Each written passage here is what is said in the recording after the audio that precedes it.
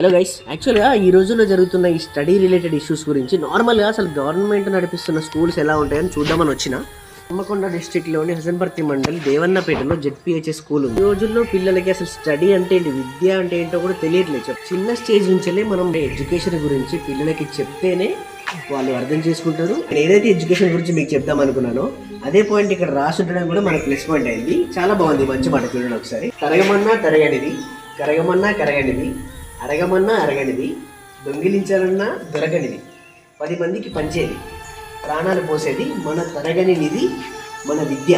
Education గురించి పిల్లలకి ఇంత చిన్న ఏజ్లో నుంచి గవర్నమెంట్ జెడ్పీహెచ్ఎస్ స్కూల్స్ ఎంత ఎడ్యుకేట్ చేస్తూ చెప్తున్నారో జస్ట్ ఒకసారి ఆలోచించండి. ఎందుకంటే మనం లక్షలు పెట్టి ప్రైవేట్ స్కూళ్ళల్లో ఏఐటీ ఫౌండేషన్లో అవి ఇవన్నీ ఏదో పిల్లల బుర్రలు పాడేస్తారు తప్ప బేసిక్స్ నేర్పించడం మర్చిపోతున్నారు.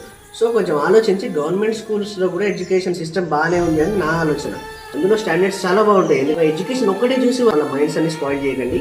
దయచేసి గవర్నమెంట్ ఇనిషియేషన్ తీసుకున్న ఈ ఎడ్యుకేషన్ సిస్టమ్ని జెడ్పీహెచ్ఎస్ స్కూల్స్ కానివ్వండి, రెసిడెన్షియల్ స్కూల్స్ కానివ్వండి, సోషల్ వెల్ఫేర్ స్కూల్స్ కానివ్వండి, అన్నీ బాగానే ఉంటాయి. చదువుతో పాటు చాలా కరికులం యాక్టివిటీస్ నేర్పిస్తున్నారు.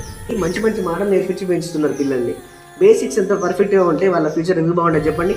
పేరెంట్స్ ఖచ్చితంగా పిల్లల గురించి భవిష్యత్తు గురించి ఆలోచించి డిసిషన్ తీసుకోండి. Thank you so much.